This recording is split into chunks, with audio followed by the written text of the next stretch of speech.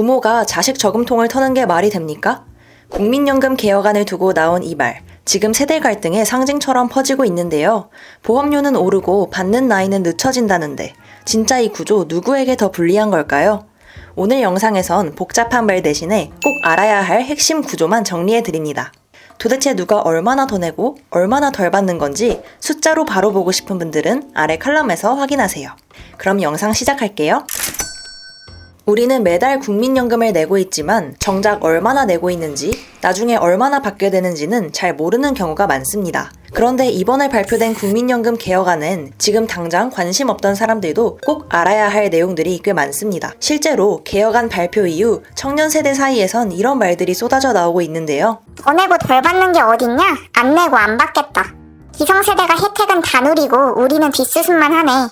연령대별 자산 격차, 출산 압박, 주거 불안 같은 현실과 겹치면서 청년들이 더 민감하게 받아들이는 것도 무리는 아닌 것 같습니다. 반대로 기성세대에선 수십 년간 꼬박꼬박 냈는데 왜 지금 와서 더 내라고 하는 거냐는 목소리도 있었습니다. 틀렸다기보다 서로 느끼는 입장이 굉장히 다른 거죠. 그래서 지금 필요한 건 감정적인 비난보다 이 구조가 정확히 어떻게 바뀌었는지를 먼저 이해하는 일입니다. 이번 개혁안의 핵심은 크게 두 가지인데요. 첫째, 보험료율 인상.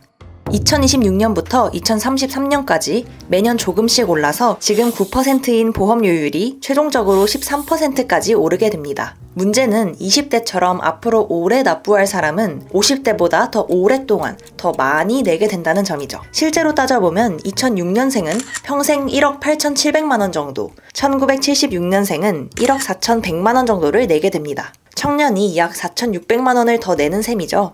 두 번째, 연금을 얼마나 받느냐, 즉 소득 대체율 인상입니다. 2028년부터 연금을 받는 기준 비율이 지금보다 살짝 오르게 되는데요. 이 혜택은 내년부터 새로 보험료를 내는 사람에게만 적용되기 때문에 20, 30대처럼 가입 기간이 긴 세대가 상대적으로 더 오랜 기간 혜택을 받는 구조입니다. 하지만 이걸로 청년들이 불리한 구조가 완전히 바뀌는 건 아닙니다. 그래서 정부는 추가로 보완책을 내놨어요. 예를 들면 군대를 다녀온 기간이나 아이를 낳은 기간을 국민연금 가입 기간으로 인정해주는 제도가 있는데요. 이걸 크레딧이라고 부릅니다. 이번에 바뀐 건 군복무는 기존 6개월 인정해주던 것에서 12개월로 늘어났고 출산은 둘째부터가 아니라 첫째부터 12개월씩 인정해주기로 했습니다. 다만 이런 조치만으로는 세대 간 연금 수령 격차를 뒤집기는 어렵다는 평가도 있습니다. 국민연금 기금은 지금처럼 가면 2064년쯤 바닥날 것으로 예상되는데요. 그래서 이번 개혁안은 기금이 소진돼도 국가가 끝까지 책임지고 지급한다는 내용이 들어갔어요. 이후엔 지금처럼 쌓아두는 방식이 아니라 그때 일하는 사람들이 낸 돈으로 바로 주는 부가식 구조로 운영될 가능성이 높습니다. 하지만 여기에 불안감을 느끼는 사람들이 많은데요. 인구는 줄고 있는데 이거 진짜 가능한 구조 맞아? 결국 다음 세대한테 떠넘기는 거 아니야? 이런 반응이 나오는 이유죠. 결국 중요한 건 제도만 고치는 게 아니라 국민들이 믿고 준비할 수 있느냐입니다. 그리고 많은 전문가들은 이야기하고 있는데요. 국민연금 하나만으론 노후가 부족할 수 있다는 현실.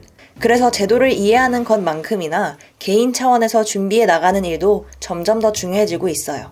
청년 세대가 불리하다는 건 이제 대부분 알고 있죠. 하지만 정확히 얼마나 더 내고 얼마나 덜 받는지 직접 확인해본 분은 많지 않을 텐데요. 이번 개혁안에서 논란이 많았던 핵심 쟁점들, 월부에서 숫자 중심으로 한눈에 정리해뒀습니다. 월급에서 매달 얼마나 빠져나가게 되는 건지, 그래서 내 연금은 실제로 얼마나 늘어나게 되는 건지 팩트만 보고 직접 판단하고 싶은 분들은 아래 칼럼에서 확인해보세요. 그럼 당신이 부자 되는 곳 월급쟁이 부자들이었습니다.